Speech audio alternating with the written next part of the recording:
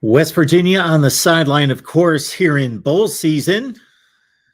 Therefore, the focus is on the transfer portal, and National Signing Day just concluded 2 days ago. And even if your team's in a bowl game, your focus is still on the transfer portal and on National Signing Day. Welcome into the Voice of College Football and our 49th edition of West Virginia Mountaineers Live. We would ask that you would get on over to the West Virginia channel right here at the Voice of College Football. I will leave the link in the live chat. Please subscribe right there. And we're going to run down West Virginia's 2023 class, including transfers. My brain trust, my resources are unfortunately nowhere to be found tonight. So I'm going to have to go it alone. So bear with me. We're going to run through the West Virginia transfer portal additions, the commits and signees from Wednesday. And then, of course, take your comments and questions right here at the Voice of College Football. Keep in mind that you can support what we do here for West Virginia football and all of our platforms right here at the Voice of College Football. See all the helmets. Basically, most of those are represented here at the Voice of College Football at some point. And I really believe that we are going to, despite probably my better judgment, going to launch another channel here very soon. I think the time is right. More on that to come. Also, we were excited about launching a new show this week with Steve Dace from Michigan Podcast. So check that out. So each and every week, if you're not aware, we do the old Ohio State, Michigan 10-minute war on the Michigan Podcast with Steve Dace, myself going over to his show. But we are, for the first of the year, going to be launching a show, and we will announce the date, the time, and the title. Another one that I'm pretty sure on. I like the title that Steve served up. So we'll most likely go with that. But we're going to come your way each and every week for an action-packed 30 minutes. Check out what Steve and I produced and posted right here at the Voice of College Football on the main channel on Thursday.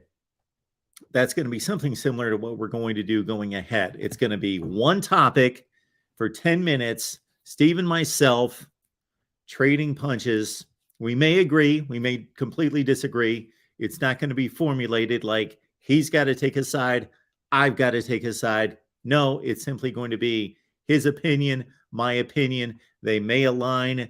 They may be completely at opposite ends of the spectrum. Most likely, there will be a little bit of both, and we will go at it for 10 minutes and then 20 minutes for sponsored comments and questions. That is going to be a good time. It certainly was the other day.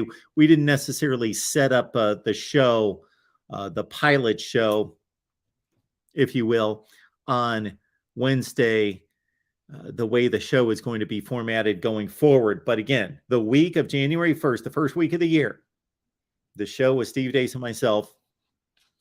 So please subscribe right here at the Voice of College Football. Hit that bell for the notifications to know when we go live, if for nothing else, for that show in and of itself. So you're going to see promotion all over the place here at the Voice of College Football for my new show with Steve Dace, Michigan Podcast. All right, this is West Virginia. I know West Virginia fans. We're getting to you right now.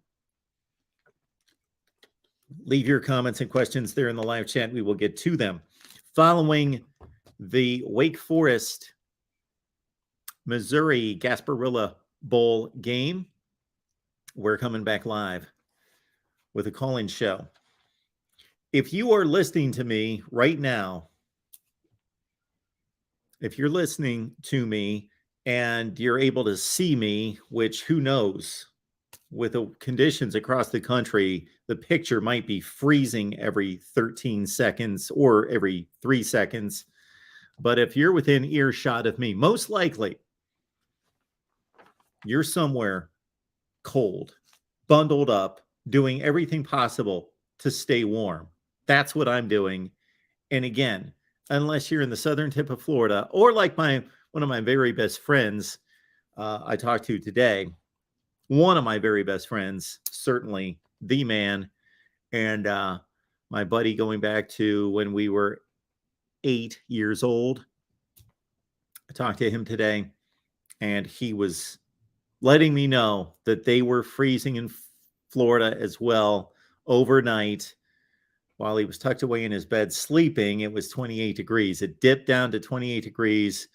He called me at probably noon, and it was back up to 68 degrees. So I checked and saw -3. Let's check it right this second. Here in Ohio, we've bumped it up to -2. So I believe the storm is passing because we've gone from -3 to -2. Think we got to make it through one more night. Tomorrow is going to be another brutal one. I could hear the howling winds out there. I did not step outside today, but I'm going to have to tomorrow for two big reasons. One is shopping related. One is family outing related. So I'm going to have to be out in it tomorrow. I completely avoided it today. So stay warm, stay safe, do what you need to do to protect yourself and family, and stay out of this as much as possible. Stay off the roads, and let's talk college football. And again, we'll be on after the Mizzou Wake Forest Gasparilla Bowl game. Any comments and questions before we dive into National Signing Day for West Virginia?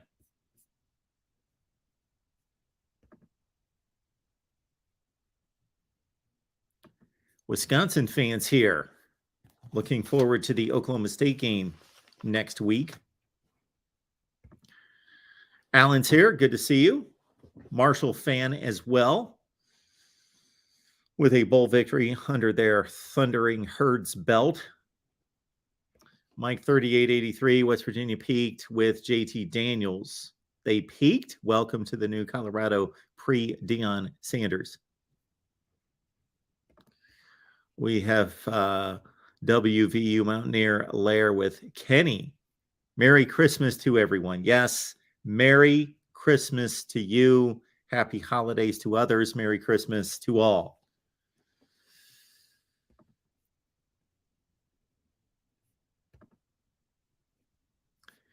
The last play I saw of the Missouri Wake Forest game was some ill-advised Missouri freshman tried to pick the ball up on a dead ball punt. Should have been a dead ball. Should have set up the offense with the field position, and came through and he tried to pick the ball up and run with it and go with it, and that was ill-advised. All right, to help us out tonight, we got our man Joey Foster on the line. Look at this. Joey, hey, Mark. What's going on? Wow, same old stuff, buddy. I'm just hanging out, and I was watching you, and I thought, well, let me join him in there and see what we can talk about. Yeah. A lot like you, I watched Recruiting Day, but I don't have notes in front of me, so I went to a website to help me with some notes here, probably just like you're doing there as well. So we will fumble through this show together since everybody's out shopping except for me and you. I hope people aren't out shopping. I guess they are. It's brutal out right now. -3, and the winds are making it far worse. So people can go ahead and shop. I'm going to have to, I'm just pushing off the inevitable because it's going to be just as bad tomorrow, but I'm going to have to go out tomorrow. Yep. So I can go over this website I found. It's pretty cool, and it's breaking it down for us. And so I'll go over some transfer outs if you want me to start with. Sure. So we haven't lost any specialists, and we haven't lost any safeties. But cornerbacks, transferred out was Charles Woods, Mumu Ben Wahad, and Tyron Woodby. Now, Charles Wood and Mumu Ben Wahad were big-time players, especially Mumu. He was a big-time recruit last year. We was real lucky to land him, a 4-star recruit. Charles Woods, probably the best cornerback we had on the team. He was really set up for next year, but he was hurt this year. He got hurt in the Pitt game kind of was out of it the whole year. So, and then decided to transfer. So we lost him. Linebackers, we haven't lost any linebackers as of yet. Defensive line transferred out was Torres Simmons and Jordan Jefferson. Jordan Jefferson, the big one there. Um, I'll give a little back note here. Last year, I heard that Jordan Jefferson was thinking of hitting the transfer portal. Um, Fast forward a couple of weeks, and they told me no, he's not. He's decided to stay with West Virginia. This year, he did hit the portal, so it really wasn't a big surprise to me. Probably was a big surprise to a lot of the people, but I had heard already that he was thinking of hitting it, so that didn't really surprise me too much. Offensive lineman transfers out. We lost Jordan White and Chris Mayo. As far as tight ends, transfer out Corbin Page and Mike O'Laughlin, two of our best tight ends, two of our big tight ends. We lost them both. Wide receivers transfer out Reese Smith and Caden Prather. Uh, Caden Prather, I didn't even know about until I read this site. I didn't realize that Caden Prather had his transfer portal. Huge player, our best receiver probably this year, outside of one other. But Caden was a huge 4-star recruit for us. Expected to be the go-to guy in our wide receiver core. Now we are bringing in Rodney Gallagher, and that was a big time get for us. That I thought he would go to Notre Dame. Notre Dame or Penn State, and he chose West Virginia. We did not lose any running backs, which is really good because our running back core is so deep. We have some great running backs there, so I'm really glad they've all stuck it out and staying. Quarterback transfers out. JT Daniels, of course, signed with Rice, and Will Goose Crowder, which we all knew Goose was going to transfer out. He's not received any playing time. So now that is the transfer outs right now so far. Hopefully we're done with that. And I know a lot of people say, well, we're losing a lot of transfers, but really it's not just us. It's everybody. Every team's losing a lot of transfers. Yep. And I just think something's got to be done about this. Make them set out a year or something so that we can have, I don't know. I think parents need to talk to their children more right now that are playing football.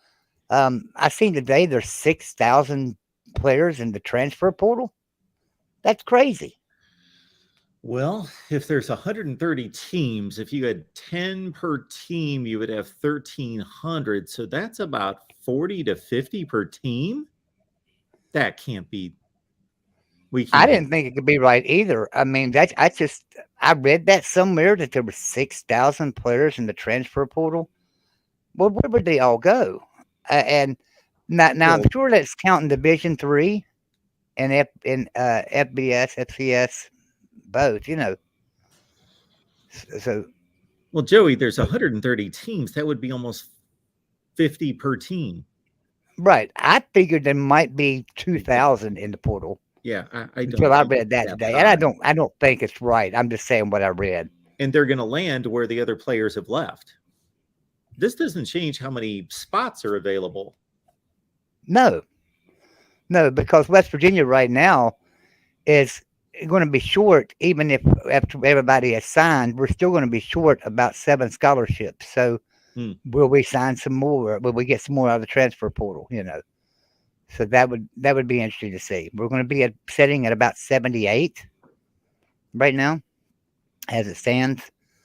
Uh, we have 56 eligible remaining, and we've got 20 commits with 56, and we got 2 that are committed. We got 20 signed, 2 committed. So that's going to be 78 we're setting at. So hopefully we can hit the 85 mark.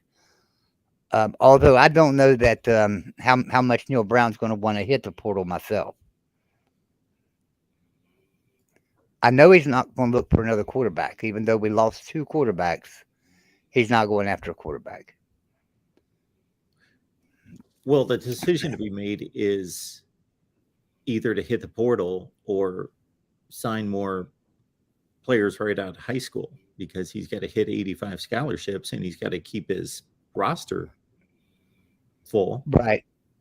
And he announced that he announced in his press conference the other day that West Virginia is going to stay the course of being a developmental school. He's going to go after high school players, recruit them, develop them, and find a team that wants to be there and wants to participate and work.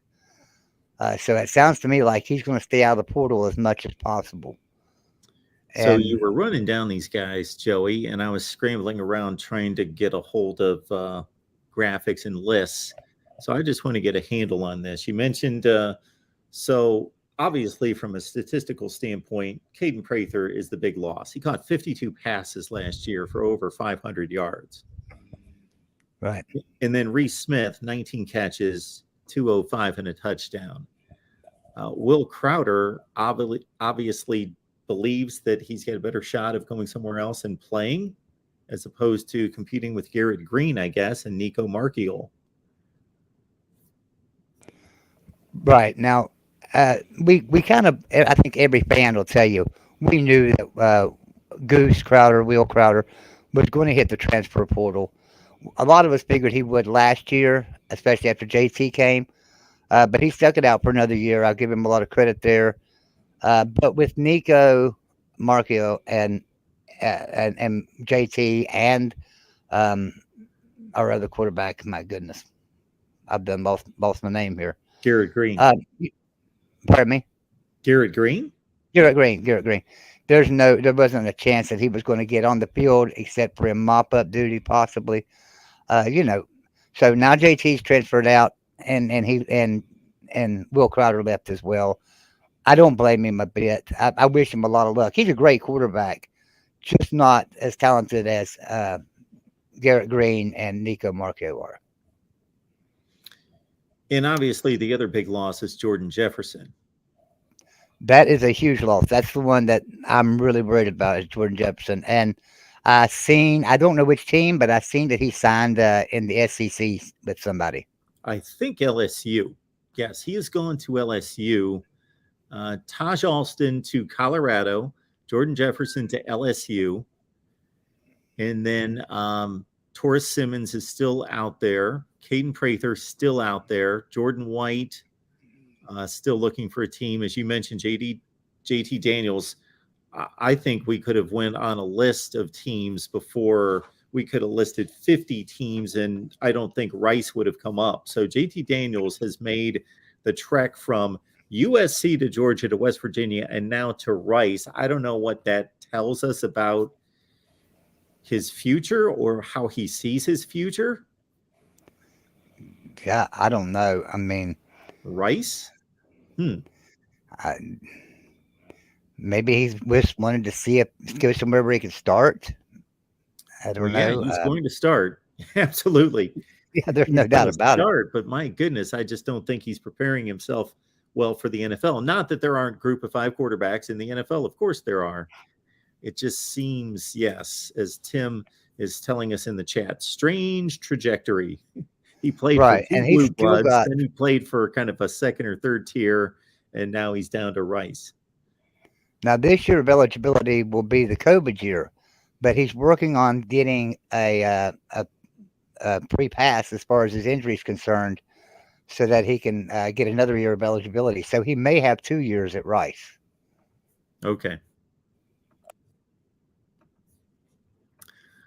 So, Joey, what have you heard? You mentioned the wide receiver, Rodney Gallagher. We've talked about him in the past since he is committed way back months ago as the number one recruit in the class. He's a 4-star. He's a top 35 player at his position, a top 300 player in the nation. What good things have you heard out of any kind of scouting reports or anything that you've seen out of any of these players in a class of 18 signed right now? Well, yeah, obviously, like you said, Rodney Gallagher is the big one. He was the one that all of us were worried about. We all figured that we would lose him after such a dreadful season. Luckily, we did not. But he, he did make after he committed to West Virginia, he did make an official visit to Penn State. and so we was really worried that he was going to withdraw and sign with Penn State. I had projected and said if he withdraws, he'll go to Notre Dame because that what he was down to between Notre Dame and West Virginia, and he selected West Virginia. Bottom line, we got him, and that was a big get. Um, other than other than him being the biggest one, we've got some good ones. We signed one just yesterday, Aiden Nelson. But I think Aiden was just a two-star recruit. Wasn't a big recruit. Um, so I'm looking down through here. I heard a lot of good things about Elijah Caldwell. Um, this site's not telling me much about the recruits. Sorry. Um, looking down through here. Apologize.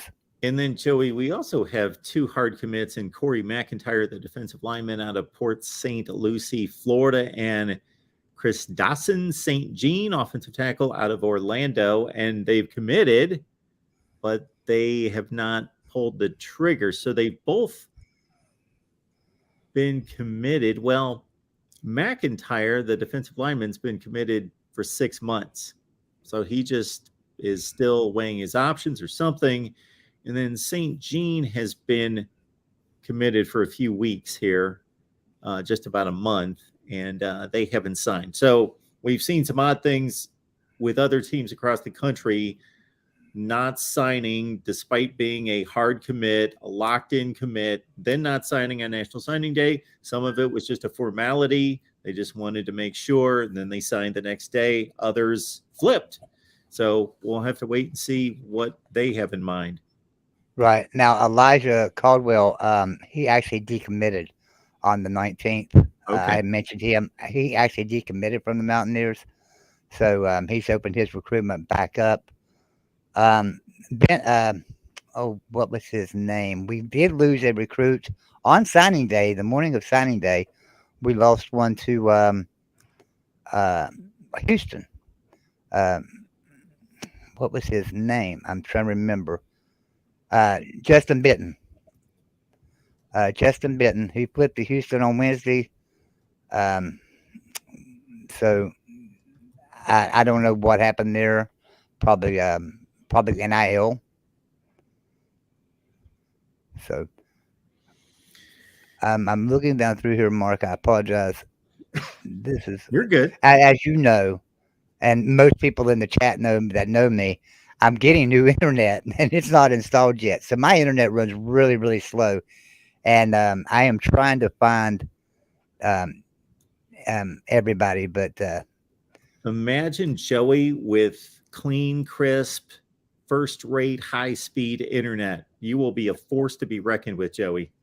well, I tell you, if I ever get it, so we have a Jashawn Polk, wide receiver, and Montre Miller Yep. that both signed. Uh, both of those are three-star recruits. But this is like I say, this is what Neil Brown's calling for. He's saying we want to be a developmental program. We want to bring players in and develop them. Now, what that tells me is we want to develop players to go into the transfer portal. We want to develop players, bring them in here, turn our three-star players into 4 and 5-star players so they can decommit from us or leave us and transfer out to Georgia or Alabama or LSU. Yeah. So Montre Miller's a 4-star in one, 3-star in another. So he's a great player. Don't get me wrong. Now they've got him listed as a wide receiver here. Yep. I think he's actually a cornerback, right? Yes, he is. Montre Miller is a corner, Kent State. I'm going to pull up his numbers right now. He's played a lot of football, Joey. He has played 7, 9, 22, 34 games in his career. Yep. We're going to see his numbers here in a second. So he's experienced. He's played not at the highest level, but amongst those Kent State games, there's certainly 3 or 4 non-conference games against high-caliber Power 5 teams. Right. I went into a room the other day, and everybody was telling me, man, you picked up a monster of a receiver today from Kent State.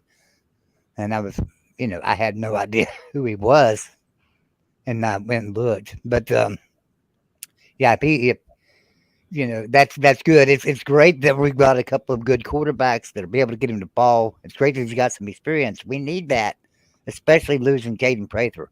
We need that now. Anxious to see how good he can be. Of course, he'll start this year, no doubt about that. Wonder if Rodney Gallagher can get into a starting role in as a freshman. That would be interesting. So, um, we did sign a new running back as well, DJ Oliver. So, our running back room is pretty deep already.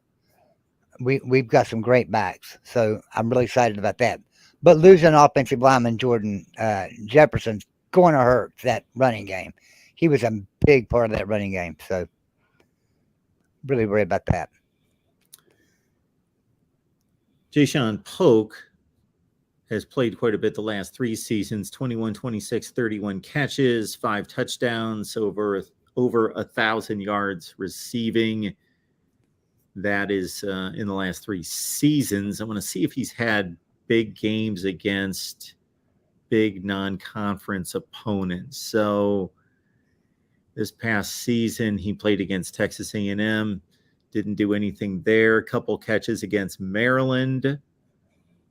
And that's pretty much it against Power 5 competition. Okay. All right. We shall see. We shall see. Now, another thing too, our kicker who had the greatest name for a kicker in the history of college football, Casey Legg. He has foregone his final year of eligibility and has graduated. So he decided not to take the COVID year, so he won't be back. But we did sign a kicker, and I can't remember his name here. So, and I apologize for that, guys. Larry, our buddy Larry Pilgrim, is letting us know that JT Daniels made that decision based on academics, which I totally get. The guy is extremely smart. He left high school early, graduated early to get his football career started, but also because he was that smart to take legitimate high school classes into college and move it along. So, yeah, he is a smart guy. Tim says Rice grad school. So he's a graduate transfer. Is that correct? Okay, that would make a little bit more sense. Sam James, wide receiver, also announced that he was going to forego his final year of eligibility and enter the NFL draft. That was back on December 7th. So that was a while back. But so West Virginia has lost a lot of players, a lot of production. Sam James had a lot of production this year for us. Probably his most productive season. He was the one that continuously dropped balls the last couple of years. He just could not catch a ball. Yep. Had a good year this year though. I was real proud of the way he worked on himself in the off season and was able to make a recovery this year of actually catching some balls. The I'm sorry, I'm trying to find where I was here. I've seen something else too.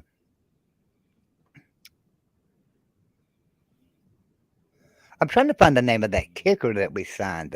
Somebody in the chat, throw his name in there. Oh, and another thing too. Now, JT Daniels gave a interview, and he said that he would be interested in coming back to West Virginia as a coach. He would love to do that at some point. So he didn't leave West Virginia on hard terms. He said he loved the state, he loved the school, loved everything about it, and would hopefully one day want to come back as a coach. Dr. C. Dr. C's got a question for you there. I didn't like him at USC. Thought he was bum or bust on every play. I didn't like Graham Harrell as an offensive coordinator, but I don't know how much Neil Brown held him back either. Because some of the plays we ran this year looked the exact same as last year under Neil Brown, when Neil Brown was calling all the plays. So I don't know if Neil Brown give Graham Harrell full reins of the offense like he said he was going to do. I don't think he did, especially when we got down inside the 20-yard line. You could tell that was a Neil Brown offense. It was we just could not move the ball inside the 20. And so my thoughts on Graham Harrell are still open. I have no idea how good or bad of an offensive coordinator he is because I don't know how much Neil Brown held him back. And not that Neil Brown's that bad of an offensive coordinator. I mean, come on, he was offensive coordinator at Kentucky and and done pretty well. And offensive coordinator at Texas Tech done pretty well. So he's obviously pretty good coordinator.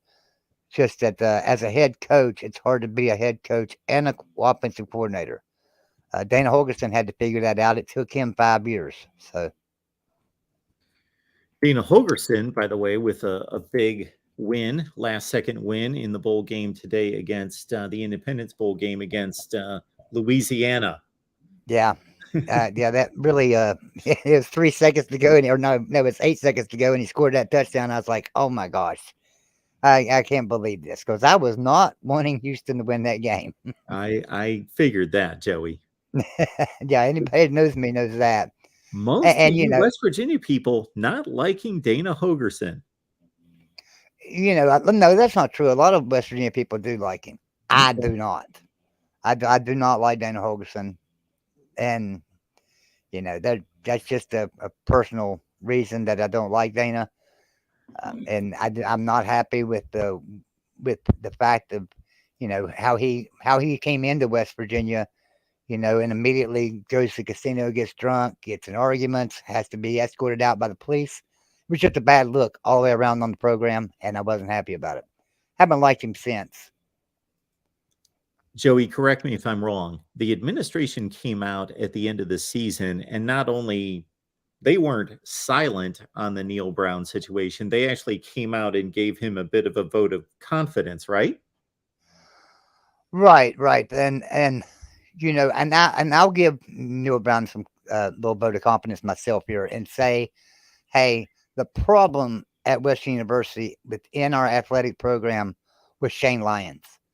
If anybody will go back and look at the record of every athletic program from 2021, you'll see the problem with Shane Lyons because we finished at the bottom of the Big 12 in every athletic department. I always make this comparison, Mark. I say, if you are Sam Walton and you own Walmart and you have one store and you have 8 departments bad, you go in and fire the manager of the store. You don't go in and fire 8 department heads. You fire the manager of the store. But if you have one department that's bad, then you fire that department head. And we had many departments bad across the board. All of our athletic departments were bad. So it was time to make a change at the top. So they did the right thing, got rid of Shane Lyons. They made such a great hire in Ren Baker. I think I told you I got to speak with Ren Baker the other day. Great guy. He's going to be coming on the show for us here after the first of the year. He's going to be interviewed. So I'm excited about that. And I'm excited about the future of West Virginia athletics in general with Ren Baker leading us up. I'm really looking forward to what he's going to do with the football program because, as everybody knows, we don't pay our assistant coaches very well. We don't. We should pay them a lot better than what we are paying them. If you compare us to other Power 5 programs, we are way down there. Like $3.5 million for Neil Brown to distribute between all of his coaches. That's what most offensive and defensive coordinators eat up in a budget at other Power 5 schools. And he's got to eat the budget up between all the coaches, $3.5 million. So hopefully Ren Baker can when he gets his feet under him and he gets scoring real good, can actually give him a little bit of money to go out and hire some coaches. Everybody's always saying, why don't he fire Jordan Leslie and hire someone else for a defensive coordinator? Well, it might be the fact he don't have the money within his budget. Mike Joseph, our strength and conditioning coach, is not a cheap coach. He's very well paid and he's very well wanted at other programs. So to hold on to him, he's very well paid. that eats up a good chunk of his budget. So we have to look at that and think, okay, if he fires Jordan Leslie, who's he going to get? Now Graham Harrell's gone. We've got to hire an offensive coordinator. Who are we going to get? Because there's not a lot of money in the budget for him. When you're looking at only being able to pay an offensive coordinator $600,000, $700,000, $800,000, that's a big difference than he can make that money any Power Five college. So hopefully Renbaker can get his feet under him real quick, find some money in the budget to throw a little bit of money towards the football program, and Neil Brown can make some changes within his coaching staff. That's my thoughts. Those are good thoughts.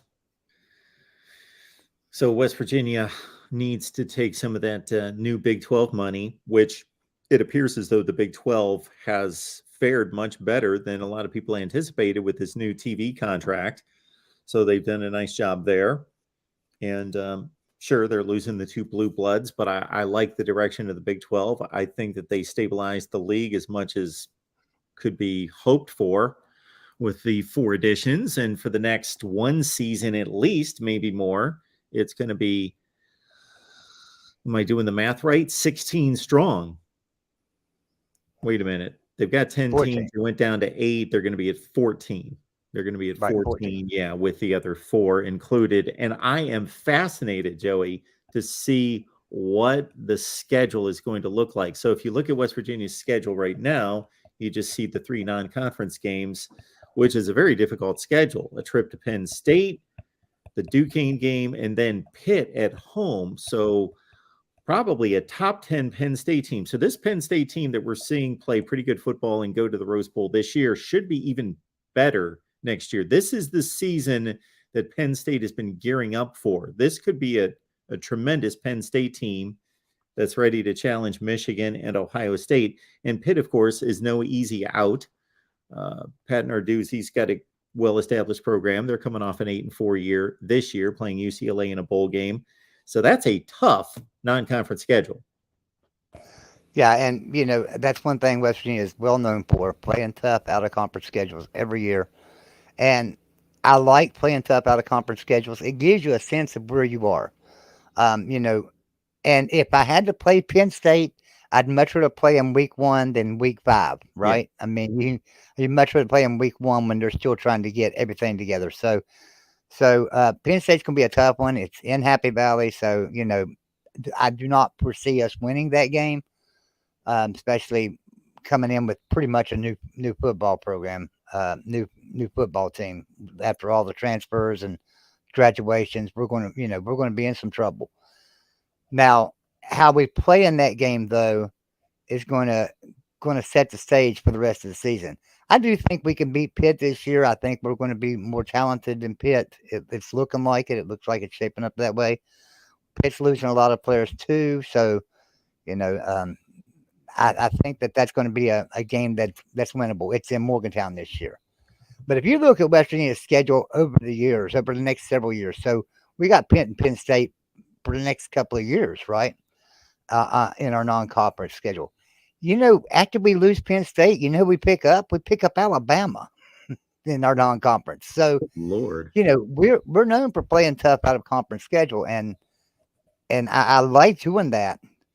But boy, maybe we ought to slow down a little bit and schedule one tough out of conference game, and maybe a group of 5 team, and then a FCS program. So we've got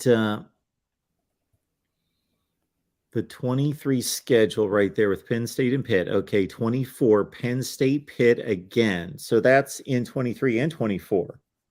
Right. And then just Pitt in 25. I'm going to have to switch over to see if everyone can see that. Yeah, they can. So in 25, it's just Pitt. The other games are Robert Morris and a trip to beautiful Athens, Ohio for the OU game. There you go with the Alabama games. Getting Alabama to come to Morgantown in 2026. That's impressive. Right. The first game is in Morgantown, and then in 27 we return to Favor. So I love the tough out of conference game, but see, that's really they got a little bit smarter in 26 and 27, and scheduled one Power Yeah. Five, although East Carolina, Yeah. in 26, but a little bit easier to play East Carolina than Penn State, right? And then 28, we've got Tennessee scheduled already. So I'm really happy that hopefully, and I'm sure that Ren Baker is going to be doing this as well, because he talked about this, how tough the schedules are for West Virginia. Maybe we ought to schedule a Power Five team, a Group of Five team, and maybe another FCS team at that point. And then the other thing that West Virginia fans have to love, that's encouraging to all of college football fans, if you love tradition and rivalries and the way things should be, is that after not playing Pitt for what was it, 13 years, 11 years, something in that range, 2011, I think was the last Pitt Last West time, yeah, Virginia game, that 11 years. they're getting together almost all of these seasons through 2031, excluding 26, 27, 28, and who knows, in 28, they still have to schedule two non-conference games, but then they get back together in 29, 30, 31, 32. So that's good to see. Yeah, it's a game that should be played every year. I think Pitt fans and West Virginia fans all agree on that. It's a game that needs to be played every single year. And like you said, every college football fan, because the game this year between West Virginia and Pitt, that was really a brawl, and that was a great game. Anybody that missed that game, you need to go and look it up on YouTube and watch it. That was a fantastic game. Yeah, it was. Got the college season off to a great start. Yep. Absolutely, it did. Pitt has brought in the 48th ranked class in the country with 19 signed, so not a stellar class for Pat Narduzzi. Neil Brown at 41. Yeah, we were on signing day, the morning of signing day, we were 30th. After signing day, we dropped to 37th. Now we're 41. But like I said, we do have two commits that's still to sign. So that's going to help. And then whatever we grab out of the transfer portal, and who knows who else we might pick up at some point. So hopefully we can get back up into the 30s, because it was shaping up to be one of the best classes in West Virginia, probably since we signed Noel Devine, Mm. in 2009. So I'm really hoping um, that Neil Brown can find some really good transfers in and get some, maybe pick up a couple more good players. So we will see. Um, as far as everybody in the chat, let me tell you what's going on here on with Mark on some shows. Like I mentioned, we're going to have Ren Baker, who'll be coming on doing an interview with Mark at some point. We're going to schedule that. I got to call him on January 3rd and get that scheduled in. So I'll get with Mark, find out a date. But you guys will be able to be in the chat, ask your questions, and talk. Also, I'm going to work on, and no promises here. I can promise you and guarantee Ben Baker, but I'm going to try with Neil Brown as well as Jordan Leslie, and try to get some of the coaches on here as well. So that's what we got coming up in the off season. So you don't want to miss any shows. Whether the West Virginia channel stays the West Virginia channel or goes to a Big 12 channel or whatever Mark decides to do with it, we will still have if it's a Big 12 channel, we will still have those shows because everybody would want to come in and see an interview with Neil Brown. And I'll have to make sure that we have a lot of monitors or a lot of moderators in the chat that night. Yes, we're going to have, yes, all eyes on alert there, not to offend one Neil Brown. We want to make sure that we're kind to the coach and we've got a respectful, and that doesn't mean, folks, that I'm going to take it easy on him. I will ask the tough questions. We will I've been in that position before. That's not a problem. So we will treat him with great respect, but we will ask fair questions. Absolutely. Yeah, if we can get him on the show, like I said, no promises there, but we will have Brim Baker, so I'm sure Mark's going to have some great questions for him, and everyone when we announce the date of that, be sure and help us promote it around to everyone, all your friends, everybody in West Virginia, so we can have let's get a couple of thousand people in here watching that show. Folks, this guy Joey pursues people and tracks them down and gets to know them and builds relationships like few people I've ever seen before. It's unbelievable. It's your Yeah, gift, it's a lot Joey. of fun too. I love doing it. It's a lot of fun. We So also want to let everyone know that YouTube starts to take these channels seriously when they hit 1,000 subscribers. And that's when they really start to push the content out there into traffic and give the content creator an opportunity to rev up the views. So we're right around the 750 mark on the West Virginia channel. So I've dropped the link in the chat a few times. Even if you're not a West Virginia fan, if you enjoy what we do here at the Voice of College Football, please go to the West Virginia channel. I've dropped the link in the chat a few times. Go there, please subscribe. And if you really don't want to be subscribed to the West Virginia channel, wait until we're safely over 1,000, and then you can drop us and unsubscribe. But please get us to 1,000 subs on the West Virginia channel. And Hank, I'll answer your question in chat real quick. That's exactly what we need, is for Neil Brown to be the CEO of the team and not be so hands-on. But I think how he feels is like I was saying, where we have to have a low budget, where we have such a low budget to hire assistant coaches. I think Neil Brown feels like he has to be hands-on with everybody, defense, offense, special teams, and I think he's stretched pretty thin.